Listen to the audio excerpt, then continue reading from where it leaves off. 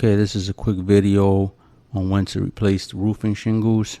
Here you can see the ridge cap still has the grit on the shingles, but that's not the case for the actual shingles.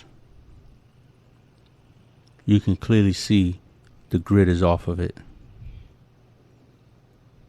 If you look closer, you can even see the fibers in the shingles. This looks terrible. Every shingle up here looks like this. Look at this. Let me see if I can zoom in a little bit better on the fibers.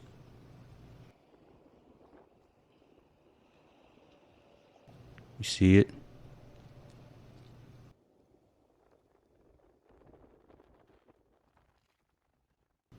Every shingle.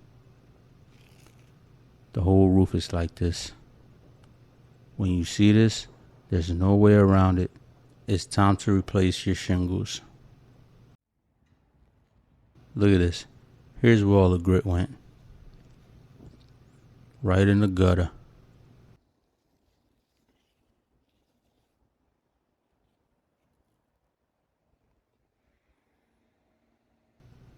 Look at this.